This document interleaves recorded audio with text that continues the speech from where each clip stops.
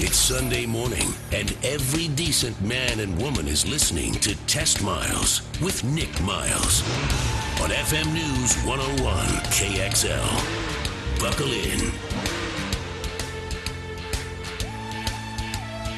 Well, good Sunday morning to you. I am Nick Miles, and this is Test Miles on FM News 101.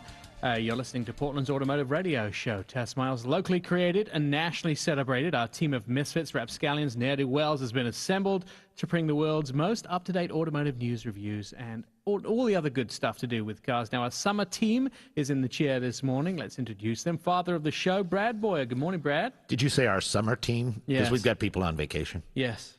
How you doing? You're the. I've got my own mic today. Team. This is great. I can stretch out. Normally, I have a row of people. It's like at the fish and chip counter. There's a row of people standing there. It's like America's Got Talent. Yeah, absolutely. Except it doesn't. No talent. America's Got Talent, but without the talent part. Exactly. What's going on? I am excited. I know you were making fun of me. I'm going up to the Clark County Fair, which is an annual tradition. I'm going to go get some Clark County Dairy Women's milkshake and walk it off. Go see some cows and pigs. There's jokes in there somewhere. I'm just biting my tongue. And the great thing is, my knees don't work well enough to ride on all the kiddie rides that the kids want to do. So Eve's got to go do that. I can always get away with that too because I'm not tall enough to get on those rides. I don't make the line. It says you have to be this tall to ride those lines. So what's with the milkshake thing? They're world famous, at least in Clark County. They make the greatest peach milkshakes, and do you get chest pains when you drink it? I hope so. That's not a good meal if you don't get chest pains afterwards. Excellent. Sean, our TV producer, is here, Mr. Sean Walker. What's going on with you, buddy? Not much. I'm actually golfing today afterwards, but I had a great week so far. Got to go to PIR and race some Ferraris. I was out there. He took on a couple of the Italian cars and beat them. In his Callaway. In his Corvette. An America car. American. In America car. I know, I said it wrong. America. So you did pretty well. I heard you passed 3 Ferraris. Yeah, GTR and a couple. It was fun out there. I just had a blast. Thank you, Steve, for letting us come out there. That's Steve Windermandel, and we're referring to Tonkin Track Day, which took place on Monday the 28th, just last Monday, where a lot of very high-end Italian cars and some not Italian cars get out on the track and have a good time. And we went out there to gather footage of it for an upcoming TV piece. So it worked out well. Yeah. Did anybody bend any? No, not that I know of. One person, and I think it was Brad's son, actually. He was racing a Boss 302, and he put it sideways. Excellent. Good. It's their way to generate more service work. People actually go to these races just to watch the accidents, don't they? Sometimes, yeah. I mean, that's kind of in NASCAR, which you're always waiting for the big wreck. Yeah, I knew that, you see. All right, let's take a look at the news quiz where we recap some of the things that happened over the week and take a look at some of the big stories. We're going to ask the questions, see what the team have been reading all week, and see how up-to-date they are and all the latest automotive news. What website needs to be recalled, team? Ding. Sean. That would be GM. All their recall list, if people go on, put their VIN number into there, so if they don't have the part, they're just saying that their car doesn't need to be recalled. Right, so the website is as bad as the number of cars that need to be recalled. As the ignition switch? Yes. Did the same guy, I think, you know what happened? They got the Cover Oregon guys to make the GM website. They figured that out. Poor guys. All right, second question. Who got their hand slapped by the music industry this week? Nobody knows. No, I do, Ding. Okay. That was GM and Ford. Basically, they're getting sued because you can put a CD in and rip music from the CD onto their hard drives, and they're saying that that's stealing their music. Absolutely. But if you pay for the CD, how different is that from loading it onto like your MP3 player or your iPod? Well, Sean, you're not a lawyer. I suggest we stay way out of this one because you're going to get your hand slapped in a moment. Third question. The voyeurs are going to be watching more of us while we drive. Why? I think I could take any question about voyeurs. Brad. I got that one. So we have all the technology on cameras going outside of the car, but they're now talking about cameras that will face the driver. so you can monitor their safe driving. That was a big part of it. But Ford is working with a couple of companies, Intel being one of them, about face recognition as well, so they can keep people from stealing your car if they don't match your facial recognition. There's good and there's bad. Like, I clearly things traditionally from the time immemorial go on in cars you don't want anybody to see. But there are things that go on in cars that we should know about. I think my wife would tally my calorie intake while I'm driving. Yes, Those exactly. don't count. Hey, how about that? How about if someone has a heart condition, you go through the drive-thru and it alerts your doctor that you're going to Carl's Jr.? Perfect. That's no, because then again, no. July sales are in. Who was the king? Ding. Sean. Surprisingly, out of the top 20, it was trucks, and F-150 took the lead. Silverado was right behind it. Camry was third, and then Ram pickups were number 4. Absolutely. I keep calling them Dodge Ram too, and every time I do that on TV or on the radio, I get a note from Scott Nick, Brown? No, Yeah. from Nick Kappa, who's the head of Ram, goes, "We're never going to get through this, are we?" Well, I 6 grew up years as ago, a they Dodge separated truck. out. Yeah, 6 years ago with the name change, and we still can't get it right. What car company got the kiss of life this week? I've got that, and I've actually driven this car. This is the Fisker, Yes. and it was gone into bankruptcy in 2012, bought by the largest Chinese parts manufacturer back there. I can't even pretend to say their name. They're going to actually start production again on the Karma, which I drove, which was a really beautiful car, but it really is not the Tesla beater that they anticipated. They're even talking about bringing out a second model of that car. I love the Fiskars very much. It's just that they seem to be missing some important business elements there. They're missing the, it was a fine car to drive, but just didn't have any magic to it. There was nothing special when you were inside the car. It looked like I disagree. I saat inside the auto shows and I never got to drive one, but I thought they were pretty unique and I pretty... drove it over to Bend and it was fine, but it just didn't give you any sensory. You're going 100 and some miles an hour and it just doesn't give you any feel at all, Right, which so- is a product of the electric end. Right, you're as well. saying so the driver connected to the actual performance of the car, that connection was missing. It is. All right, 2 more questions quickly. Tesla have a new partner in the building of what? I guess I'll go all electric here. I got this one. Okay. So it's Panasonic, and they're teaming up with Tesla for their Gigafactory that just this week, it looks as if it's going to be in Reno, Nevada. So that's a big deal because they're going to employ 6,500 people down there for this thing. So Panasonic, half of the production is going to be for their battery. It's going to be for their Model 3, which is the third version out that's coming. A little smaller. Could be, what was it, C-Class? So the S3X. S3, yeah. S3X, which is almost the sex. Yeah. But yeah. But Ford owned the Model E, so they Right. couldn't do that. Right. So they will be putting that into the batteries in production with Panasonic in Reno. Is that right? That it looks as if it's Reno. All right. Final question on this morning's quiz: who is leaving Italy after 115 years? Ding, ding. Sean. That would be Fiat. They merged with, more merging, I guess, with Chrysler. I don't know how it all works, but they're leaving Italy. Yeah, that's right. After they actually made the announcement, it would be the Fiat Chrysler Autos back in January, and the board ratified that yesterday. But they also announced at the end of the shareholders meeting that Fiat would be leaving Italy, and its new base would be in the United States. So Fiat is now an American car company.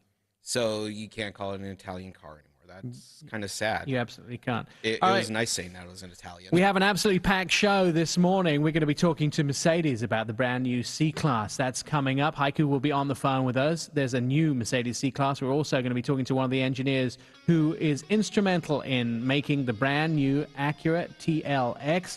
Matt is going to be here on the phone. Plus, we have all the other good stuff of Test Miles this week on the show coming up this morning. You're listening to FM News 101 KXL. I'm Nick Miles. It's Test Miles on FM News 101.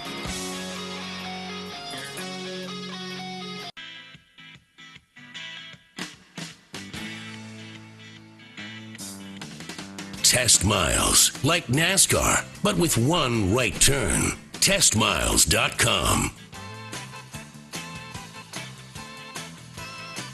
Welcome back to Test Miles on FM News 101 KXL. I'm Nick Miles, and if you're interested in more Test Miles, we have a high-tech comprehensive website with news and car reviews from the week. It's at testmiles.com. If you're a fan of the show, you can listen to past episodes at testmiles.com. Just click on the upper right-hand corner. It says Radio Podcasts, and you can listen again. Now, Mercedes-Benz C-Class is a compact executive sedan that was introduced in 1993. It was originally a replacement for the Mercedes 190 range. Even though Mercedes had some smaller cars, the C-Class was always originally seen as the entry Benz. That was until recently when Mercedes introduced their highly successful CLA. But the C-Class has embarked on a new journey this week. It has really been introduced a new version, which we took part in driving in Seattle. This is the fourth generation of the car. It's 200 pounds lighter and now the same size as the older E-Class, its bigger brother. Joining us on the phone to tell us about the C-Class is Heiko Schmidt from Mercedes-Benz. Good morning, Heiko. Tell me a little bit about why you made the Mercedes-Benz slightly bigger, the C-Class this time. Good morning, Nick. Well, it's got a number of reasons. First of all, in the United States, bigger always seems to be better. Our customers always seem to appreciate a little more room, a little more space, and most of the added exterior length really makes for more space in the interior, so up to 2 inches for the rear passengers. There's also noticeably more elbow and shoulder room, so we think that's something that our customers appreciate. And as you already mentioned, we do have the CLA now in the market, and that CLA does a fantastic job of conquering new customers we've not had in the brand. So far, about 75% of CLA customers are new to the brand Mercedes. And so the C-Class has some room of growing up a little bit and taking on a slightly different role than before, where it was the entry point for the brand Mercedes. Now, we always look to Mercedes-Benz for advancements in technology, and you definitely haven't disappointed us in the brand new C-Class.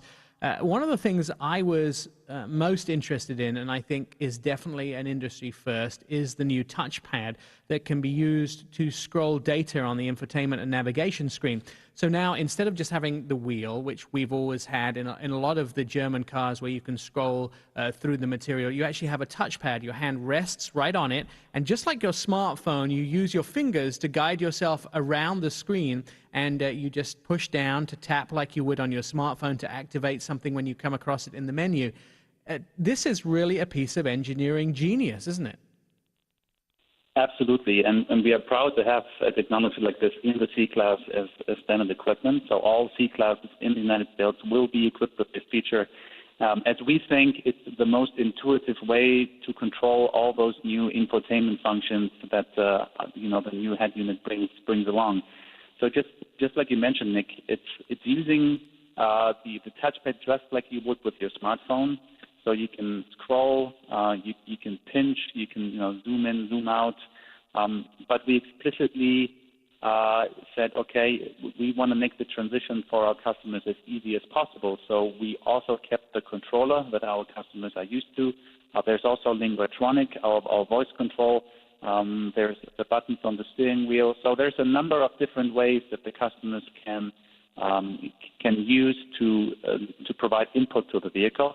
Now, one of the most exciting features about the touchpad is obviously the ability to enter destinations with handwriting. So the touchpad actually recognizes your handwriting.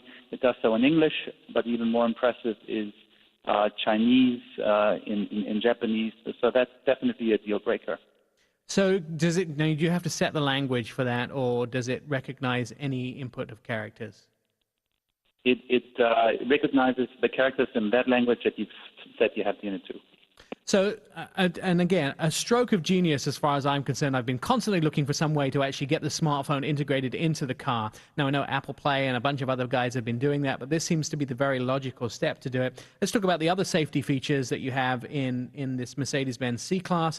First of all, you have a lot of pieces of engineering to make sure that we stay on the road and we actually don't vary outside the lines. And the car actually will help you really be somewhat of a less of a driver. It does a lot of things autonomously to make sure that you can't get yourself into trouble, doesn't it? Exactly. And the way we see it is the car should always assist the driver. It never takes the driver's job. So the driver is always in the role to overrule some of these features. But this car has some technology that nowhere else is to be found in that segment. And what you allude to, Nick, is first of all the Distronic Plus with steering assist. So on the highway, the car uses a stereo camera on the windshield to find the lanes on either, or the markers on either side of the lane, and can actually steer the car itself. Now, on highway speeds, that still requires that you have your hands on the steering wheel. That's a legal requirement. But one of the really the really coolest features is that once you are stuck in stop-and-go traffic at speeds of up to 37 miles an hour, you can completely let go of the steering wheel. The car will follow the line, the car in front of you, goes around bends, accelerates and brakes automatically. I mean, that's a huge benefit and a huge added comfort, especially in stop-and-go traffic. And again, all of that is technology that our competitors don't offer at this time. Assisted and added to that is the active lane keeping assist, just a system that warns you as soon as you have the risk of crossing the line on the highway, the active blind spot assist, and a number of other features. And maybe for us, the most noticeable is the Collision Prevention Assist Plus. That's a radar-based system that is actually standard in the car, which can either prevent an accident completely, a collision, or at least mitigate the severity of such an impact by braking autonomously. And we think, as we've done in the past with ESP or ABS, airbags, and as soon as you really make a feature like this standard in a car, that's where you really make an impact in safety. And absolutely. And finally, we're going to run out of time here in a moment or so, but let me ask you, what sort of price are we looking at to get into this new C-Class? So we just announced pricing as part of our press drive last week in Seattle. The entry version C300, which is powered by a 2-liter four-cylinder with 241 horsepower, will start at $38,400. So that's an incredible price, and I know you can get up when you go to the 400, probably about $12,000 at least dollars more. I could thank you so much for joining us on TestMiles this morning. Thanks for being a friend of the show, and I look forward to spending some more time in the C-Class. My time in Seattle was absolutely great.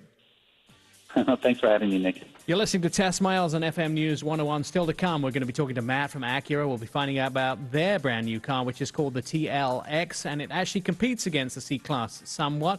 We'll also have all the roundup of what we've been driving this week. That and more to come on TestMiles this morning. Good morning to you. I'm Nick Miles.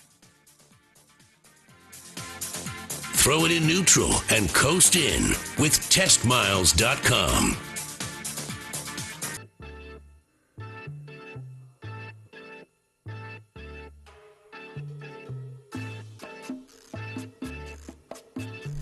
Favorite us, tweet us, friend us, love us, all at TestMiles.com.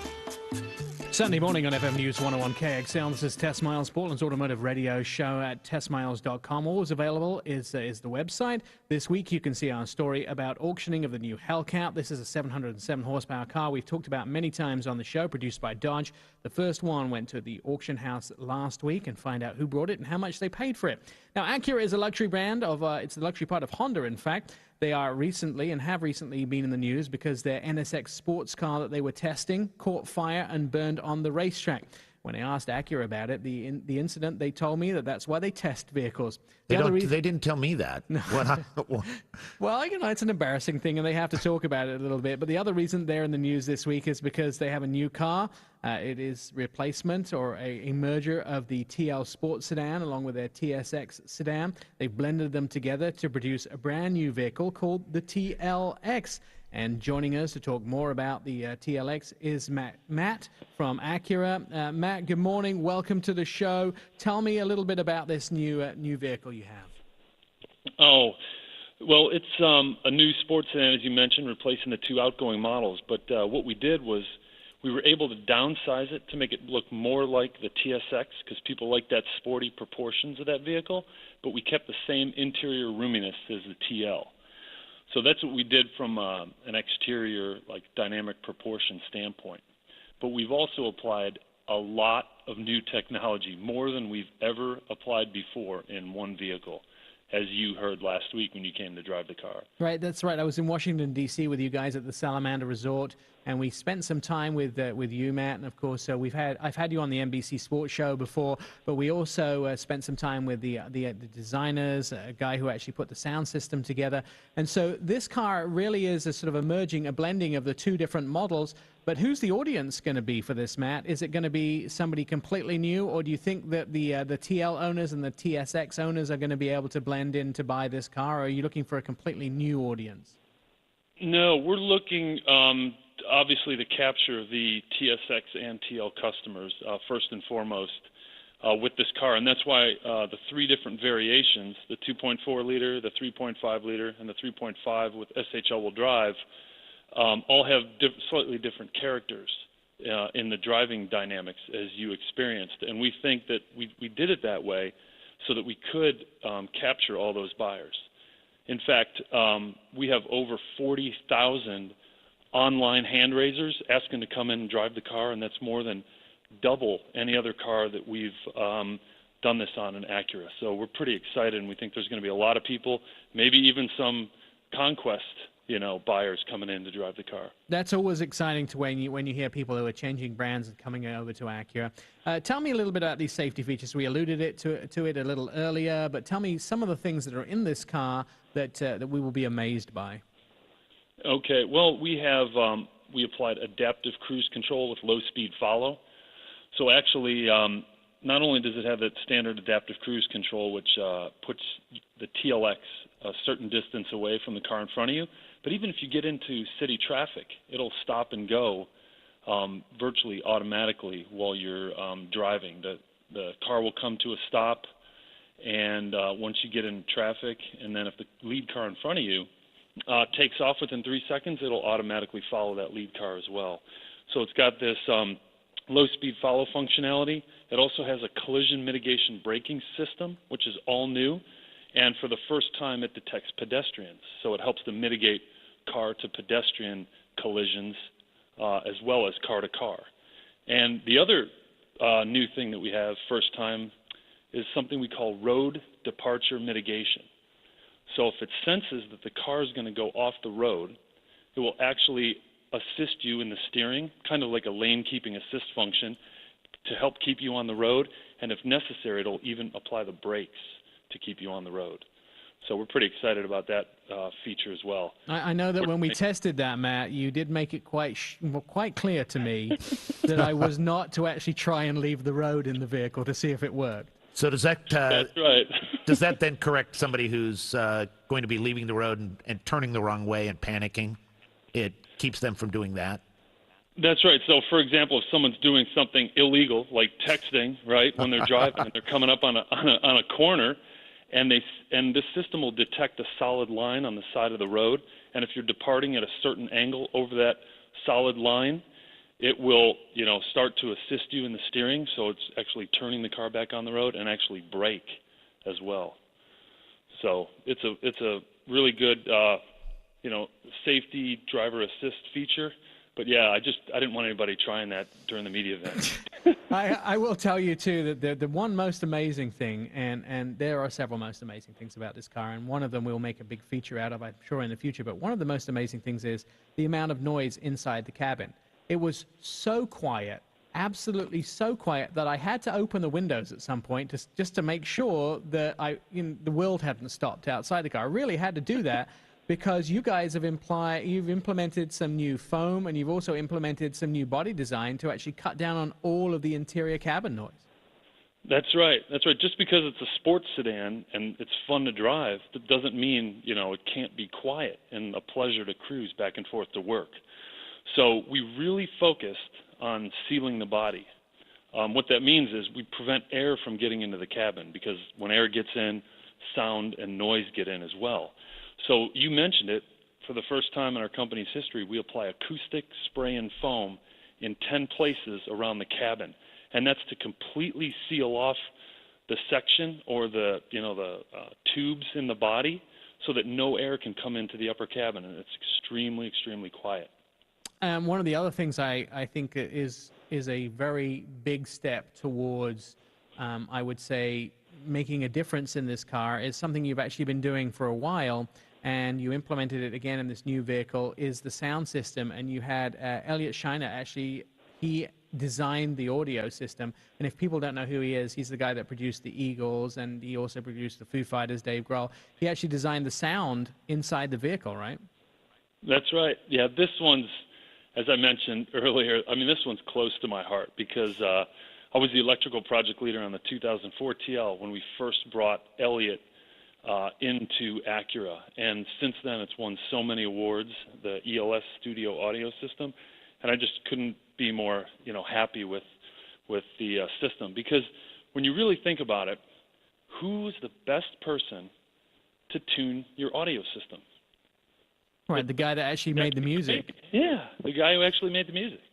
Yeah. So, we're just so pleased with the relationship we have with him and how the system's been received. And, of course, the system's better than the outgoing one that's been, rated at the top. So. Yeah, no, it's you guys did a great job with that, and Elliot and I became instant friends. We exchanged phone numbers, and I'm sure we'll have him on the show. He had some great stories. He's got a great Dave Grohl story from the Foo Fighters to talk about how Dave actually bought an Acura TL after he heard his music on the inside of it. Matt, we're running out of time, so final question for you. What's the price and availability of the new TLX? When can we see it in showrooms, and how much are we going to have to pay for it? Okay, well, the 2.4 starts at $30,995. And it goes all the way up to the top of the line. Super handling all-wheel drive V6 is around just under $45,000, so it's a wide range, and it'll be available in August, pretty soon. I will tell you, you at least have to go test drive it in the showrooms because it was really exciting. Matt, you're always a friend of the show. Thanks so much for being here, and we'll run into you hopefully in the next little while where we can talk more about some of the Acura products that you guys are putting together. Okay, sounds good, Nick. Thanks for coming out here this week. No problem, good man, and I will test drive your Acuras anytime that you let me. So you're listening to Test Miles. We're on FM News 101 KXL. Still to come, we're going to talk a little bit about the cars that we've been driving this week. Got a few other little gems in store for you, and I'm going to tell you a little bit about my trip to Denver next week, where I am going to pick up a van and drive one of my old co-hosts who's doing mornings on a sister radio show. We're going to drive 1,250 miles together across the country, me and Marconi in a vehicle. I'm not sure our friendship will last. We'll talk more about that. You're listening to FM News 101 KXL. This is Test Miles, and I'm Nick Miles.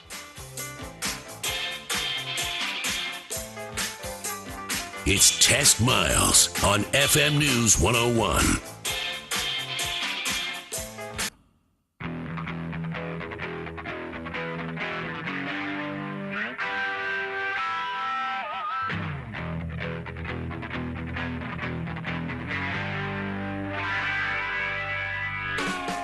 Test Miles, like NASCAR, but with one right turn. TestMiles.com. Test Miles, Portland's Automotive Radio Show with the latest information. Anyone can have or own a car, and the cars that you've ridden in, we love to talk about those on the show. Also, if you have a driver's license, we'd love to entertain you. Join us every Sunday here. TestMiles.com, you can read about the fight between America, Japan, and Europe as to who has the most appealing cars in the country. That list was released last week. We talked about it on our morning news segment, and you can look at who made the top list of the cars around the country to be the most appealing. All right, on the show this morning, we have been test driving some cars. I have actually had the Ram 1500, which I have on a long term, which is a truck. One of the things I love about this vehicle and wanted to point out today was their Uconnect system. First of all, I think the Chrysler Group's Uconnect system is probably the best infotainment system which is in the country right now. Looking at all of them, it's the easiest to use, it has the best graphics, and of course it has the text-to-speech app, which I think is one of the best things that I've seen so far. How does it read your voice? It's actually good. A lot of the times, people and machines don't understand me. This machine understands me, and it's able to 100% yesterday. So I got a text from my friend Jim Smith, who lives in Missouri, And Jim texted me, am I going to be on the computer later tonight? And I responded, I'm just going out the store to get some ice cream and milk. I'll be back in about 20 minutes and hop on the computer. Not a single word wrong. The machine got it.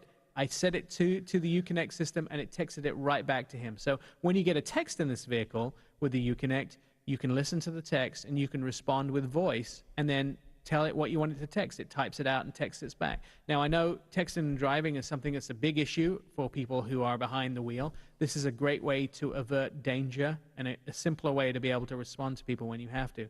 Love the system. They were one of the first to do it. A lot of people doing it now. But there's lots of other things in the Uconnect, including the fact that it has its own Wi-Fi hotspot in the car. So I like to sit out in the car sometimes when I don't want anybody else to know what I'm doing, and put the air conditioning on, just sit in the driveway and use the internet system.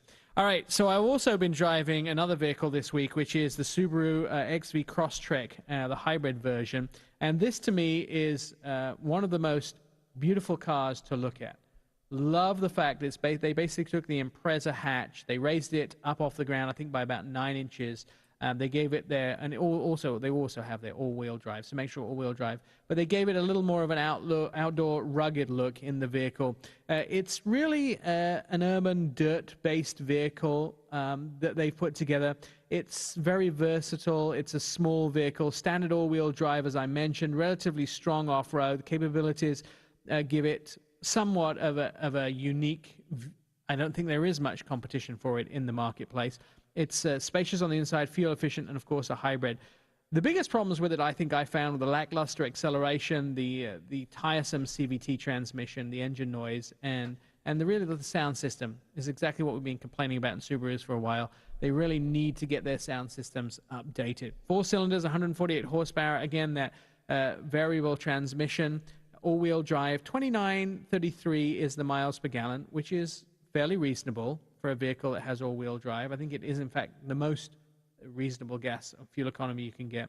It doesn't really have any competition. Comes in 4 trim levels: the Premium, the Limited, the Hybrid, and the Hybrid Touring. The tech on the inside, that's one of the big problems with Subaru, is they do great cars, but I always feel that tech is very lackluster. Their technology is all in their all-wheel drive system. Yeah, I think that they had a choice of where they put their man-hours, and they didn't put it on the stuff on the inside. Although they do have a good stereoscopic camera in the Legacies, and they do have an accident mitigation system, cruise control, that sort of thing. Starts at around 21,996. That's for the non-hybrid version.